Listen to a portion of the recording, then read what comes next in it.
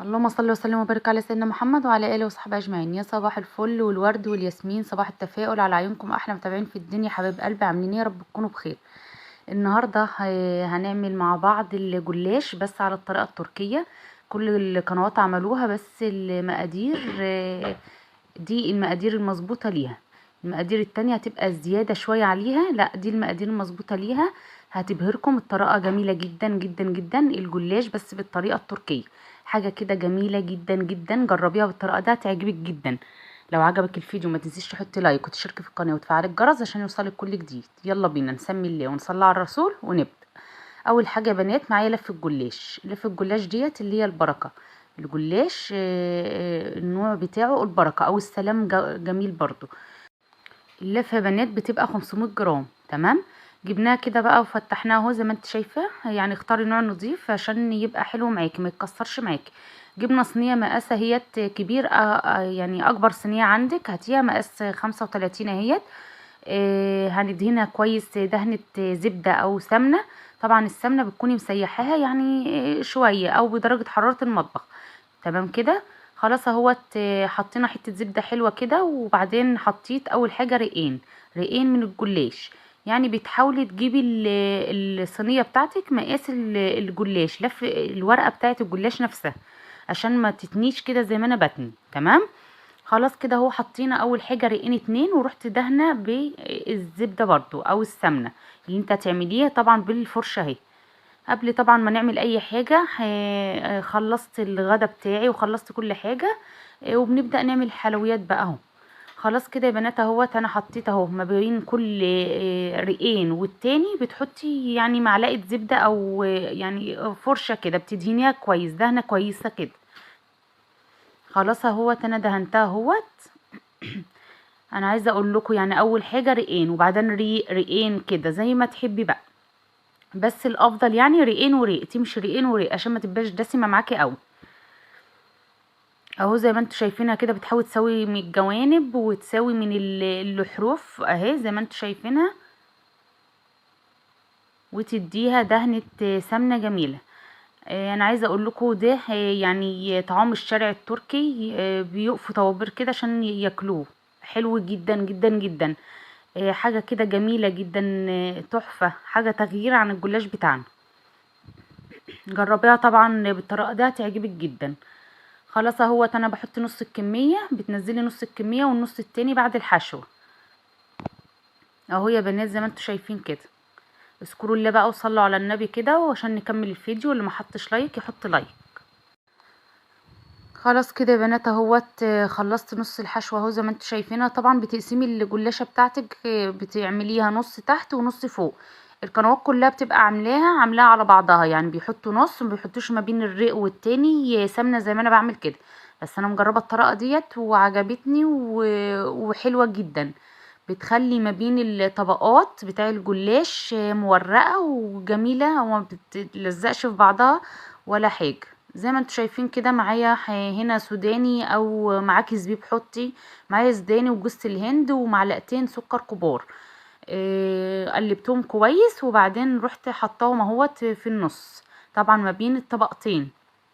الطبقة الاولى 5 6 طبقات والتانية 5 6 طبقات ورقات.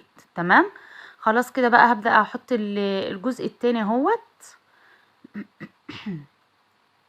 ما بين كل ورقة والتانية بتروحي حاطة معلقة زبدة او بتبلي الفرشة كده بالزبدة او السمنة وبعدين تدهنيها زي ما انت شايفة كده. بتحاولي تسوي بقى عشان الاحرف بتاعتك ما تبقاش يعني طالعة ولا نازلة تبقى متساوية في الصينية اهي. واروح مكملة برضو السمنة بتاعتي.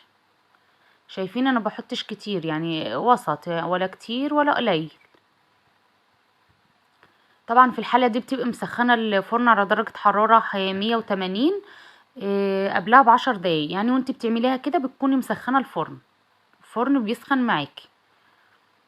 خلاص كده يا بنات اهوت خلاص خلصت الطبقات بتاعتي اهو فاضل ورقتين بس احطهم وخلاص كده. طبعا مستنية رأيكم في الفيديو ده هيعجبكم جدا. جربوها هيعجبكم جدا جدا جدا. هتنبهروا من النتيجة يعني. حاولي اخر ورقة ولا حاجة بتكون يعني زي ما انت شايفة كده، ولا فيها كسرة ولا فيها اي حاجة. ساعات الجلاش بتاعك بيبقى متكسر او يعني متقطع.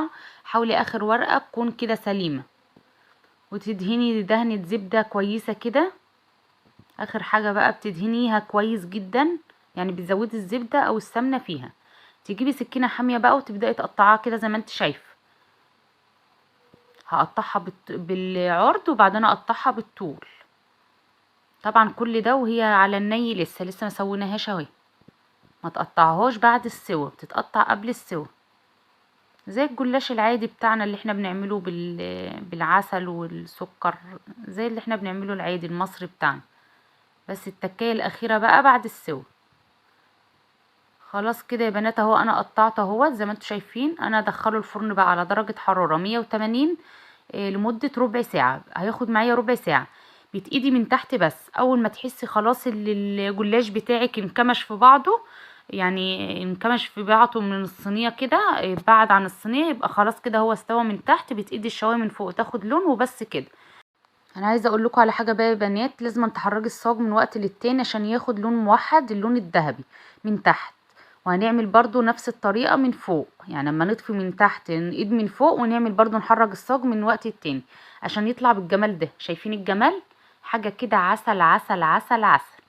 شايفين اللون موحد كله؟ انا عايزه اقولك لو انتي يعني ناحيه احمرت عن ناحيه، بتحطي على الناحيه ورقه زبده او ورقه جورنان، اي حاجه، عشان كله يبقى موحد، ما يبقاش حته محروقه وحته مصفره وحته كده، يبقى كله اللون الذهبي الجميل ده. نيجي بقى للتكايه الاخيره اللي تركيا بتتبعها بقى في صينيه الجلاش الجميله دي.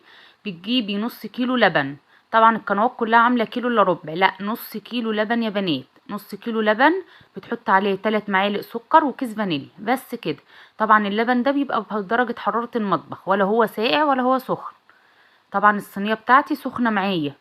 لو الصينيه بتاعتك بردت معاكي، يبقى اللبن بيبقى دافي شويه. خلاص كده بندوب السكر اهو زي ما انتم شايفينه كده. وبعدين بنبدأ نسقي الجلاش بتاعنا. طبعا اول ما تنزلي اللبن بتنزليه يعني ما بين الواحدة والتانية في اللي هي الفتحات دي، الخط بالطول وبالعرض. اهم حاجة ينزل الاول بالخط بالطول وبالعرض عشان يتسقي كويس. طبعا بعد ما تنزلي بقى الكمية كلها كده وبتسيبيه يعني 3-4 دقايق كده على ما يتشرب تماما. يتشرب خالص يعني من فوق ومن تحت، ما يبقاش فوق كمان مقرمش قوي، يعني برضو يطرى معايا شوية، حاجة بسيطة. نص كيلو بس يا بنات، ما تكتريش عن نص كيلو عشان ما يبقاش مهري خالص معاكي. نص كيلو هتاخدي احلى صينية جلاش بالطريقة التركية. تحية لأهل تركيا. خلاص كده هو انا سقيته، هركنه على جنب بقى 3 دقايق ونشوف النتيجة بعد كده. وادي خلاص يا بنات بعد ما تشرب معايا اهوت. هطلع بقى خرطة كده احطها في طبق زي ما انتوا شايفين اهو، بتطلع بكل سهولة جميلة جدا. هنبدأ بقى نقطع حتة كده نشوفها بالشوكة، هي بيتقطع بكل سهولة. شايفين الجمال؟ حاجة كده زبدة عسل عسل عسل، يعني حاجة جميلة تستحق التجربة. جربوها هيعجبكم. جميلة جدا يا بنات، تحفة وتغيير عن الجلاش بتاعنا العادي. لو عجبك الفيديو ما تنسيش تحطي لايك وتشتركي في القناة وتفعلي الجرس عشان يوصلك كل جديد. اشوفكم في فيديو جديد في حفظ الرحمن. مع السلامة. بحبكم في الله. مع السلامة.